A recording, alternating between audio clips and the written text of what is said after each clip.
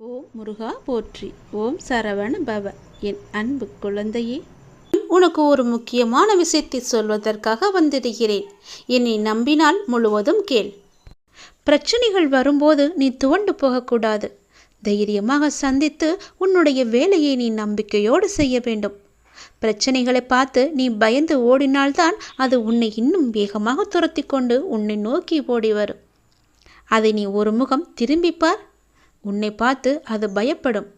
ஒவ்வொருவரின் பலவீனத்தை தெரிந்து கொண்டு ஏமாற்றுபவர்கள் இந்த உலகில் நிறைய பேர் இருக்கத்தான் செய்கின்றார்கள். இந்த உலகில் இருந்து கொண்டும் இருக்கிறார்கள். அதற்கெல்லாம் நீ அஞ்சக்கூடாது. அதே போல தேவையில்லாமல் உன்னை சுற்றியுள்ளவர்கள் எல்லோர் மீதும் நீ சந்தேகப்படவும் கூடாது. எல்லோரும் நல்லவர்களும் இல்லை, எல்லோரும் தீயவர்களும் இல்லை. நீ எல்லோரையும் நம்ப வேண்டிய அவசியமும் இல்லை. யார் எப்படி என்று தெரிந்து கொண்டு ஓரளவு தூரத்துடனே எல்லாரிடமும் பழகிக்கொள். எல்லோரையுமே ஒரு அளவுடன் வைத்துக்கொள். எல்லோருக்கும் நீ சமமாக நினைக்காதே.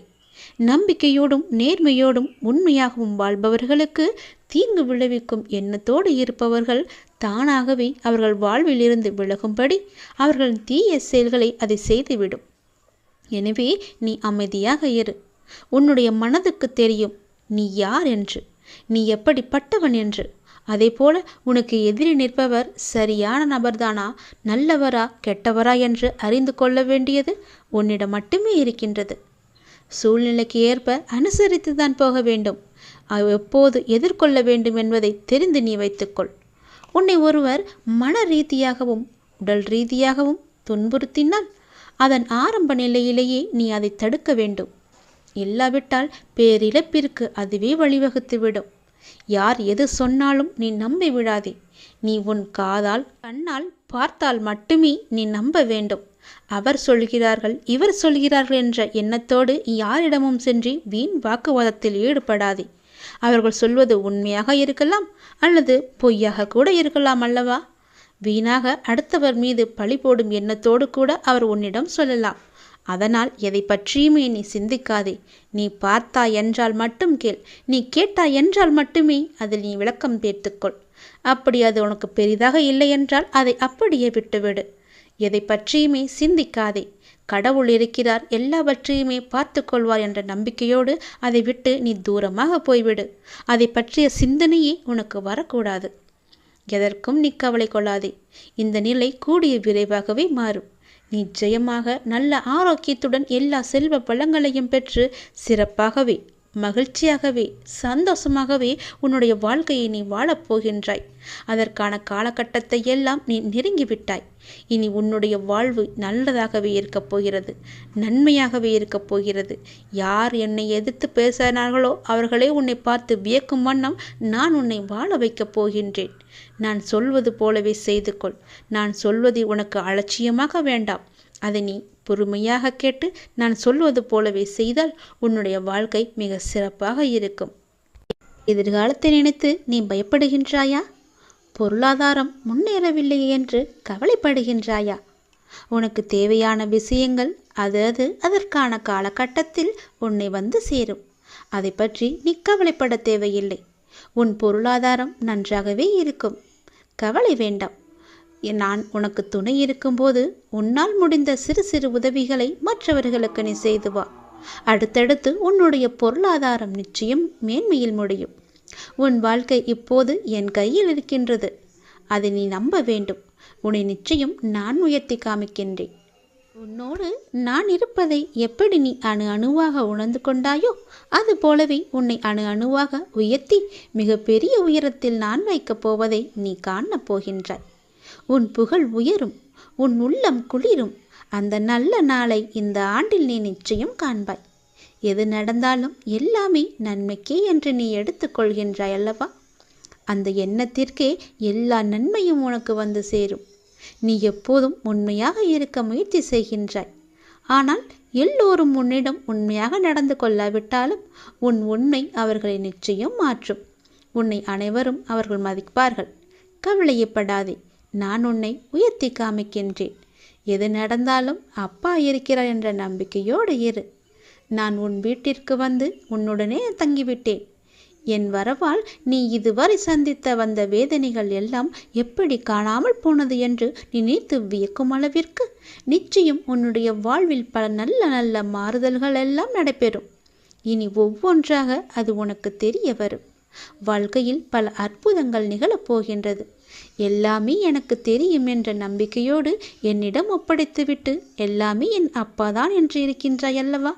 நிச்சயம் நான் உன்னை கைவிட மாட்டேன். என் நிலைமை மாறவில்லையே, நானோ நீயே என்று கதியின்றி இருக்கின்றேன். உனக்கோ என்னை கவனிக்க நேரமில்லை என்று நீ புலம்புகிறாய். ஒரு நாள் இந்த வாழ்க்கை எனக்கு பிடித்த மாதிரி மாறும் அப்படி என்கின்ற நம்பிக்கையில் நீ ரொம்ப நாட்களாகவே வாழ்ந்து கொண்டு இருக்கின்றாய். அந்த ஒரு நாள் உன் வாழ்க்கையில் வெகு விரைவாக வரப்போகின்றது.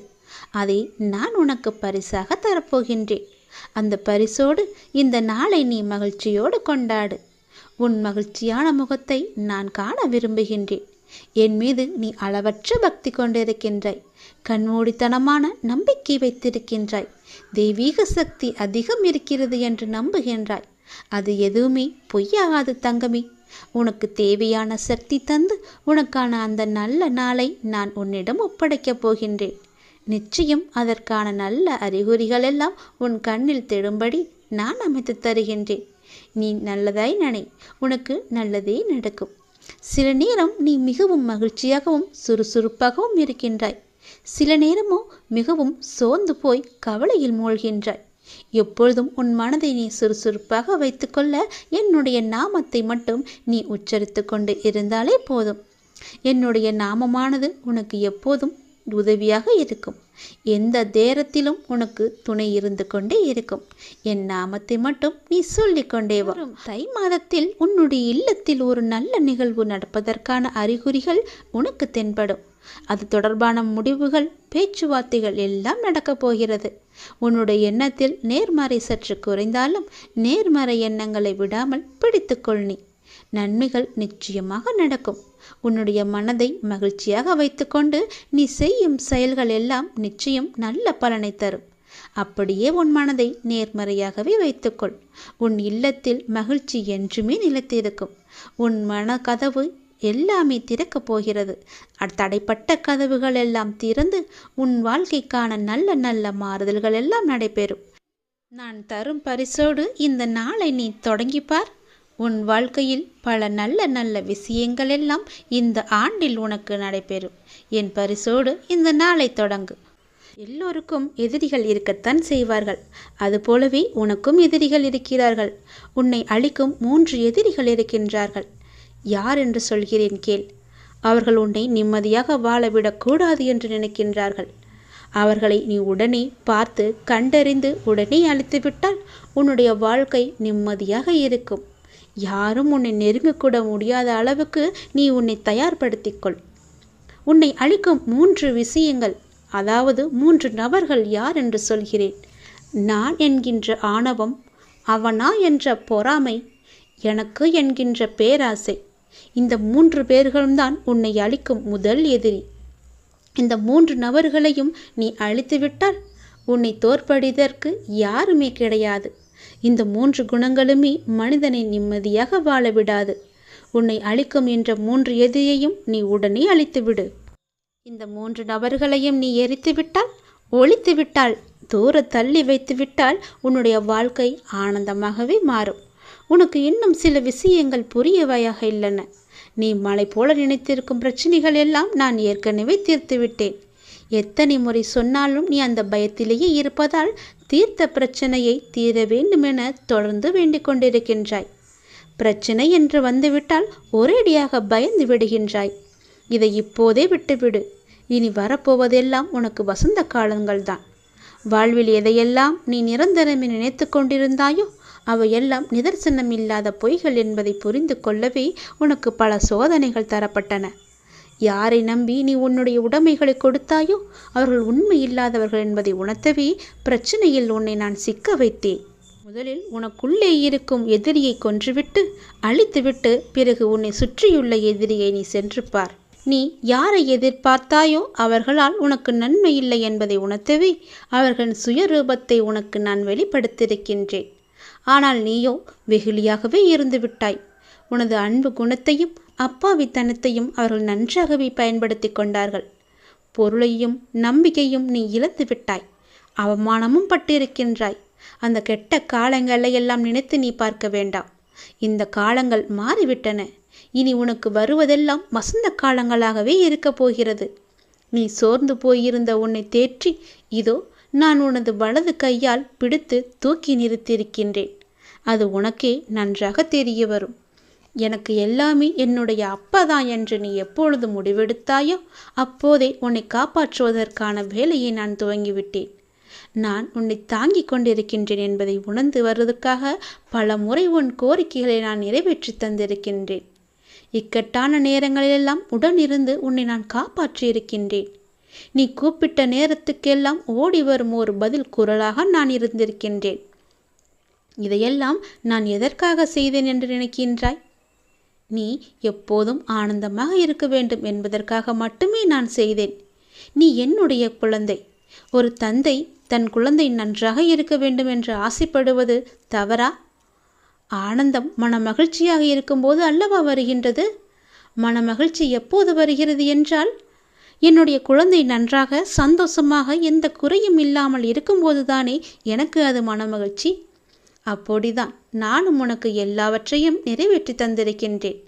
அது உனக்கு தவறாக தெரியும் பட்சத்தில் நான் அதை உனக்கு தருவதில்லை. நீ என்னிடம் ஆசைப்பட்டு கேட்டால் அது உனக்கு தவறு, அதில் உனக்கு ஏதோ ஒரு பிரச்சனை இருக்கு என்ற பட்சத்தில் அதையும் நான் உனக்கு கொடுக்க போவது கிடையாது. உனக்கு எது நன்மை பயக்குமோ அதை மட்டுமே உன்னுடைய அப்பா நான் வாங்கி தருவேன். எல்லாமே உனக்கு கிடைக்க வேண்டும் என்று ஆசைப்படாதே. உனக்கு எது நல்லது, எது எப்போது எங்கு தர வேண்டும் என்பது எனக்கு தெரியும். நீயோ நான் முடித்துவிட்ட பிரச்சனைகளை இன்னும் முடியவில்லை என்று தவறுதலாக புரிந்து கொண்டிருக்கின்றாய். நீ கேட்ட பிரச்சனையை நான் எப்பொழுதும் முடித்து விட்டேன். எனக்கு நிவாரணம் தாருங்கள் அப்பா என்று எப்போது என்னிடம் மண்டியிட்டு கதறினாயோ அப்போதே அதற்கான முடிவு வேலையும் நான் கட்டிவிட்டேன். ஆனால் நீ இன்னும் நான் முடிக்கவில்லை என்ற நம்பிக்கையோடு நீ தீர்ந்து கொண்டிருக்கின்றாய். நான் முடித்துவிட்டேன் என்ற நம்பிக்கையில் நீ இருந்து பார். அந்த பிரச்சனை உன் கண்ணுக்கே தெரியாது. இன்னும் தூக்கத்திலேயே இருக்கின்றாய். எழுந்து வா, அங்கு தெரியும் நான் உன் பிரச்சனைகளை வைத்திருக்கிறேனா இல்லையா என்று. அதை பிரச்சனையை பற்றியெல்லாம் நீ கவலைப்படாதே. அதை தூக்கி உன் மனதிலிருந்து எரிந்துவிடு. அப்போது நீ கலக்கமடைய மாட்டாய். மனிதனாக பிறந்தால் எல்லாவற்றையும் அனுபவித்துதான் தீர வேண்டியிருக்கிறது. நீ ஆனந்தமாக இருக்கும்போது உனக்குள் தைரியம் பிறக்கும், தன்னம்பிக்கை பிறக்கும், எதையும் சாதிக்கலாம் என்ற உற்சாகம் பிறக்கும். உன் வேண்டுதல்கள் எல்லாம் பலிக்கும். உனக்கு எல்லா சூழ்நிலைகளிலுமே உன்னுடைய அப்பா நான் இருப்பேன். கவலை கொள்ளாதே, எல்லாமே நிச்சயம் மாறும்.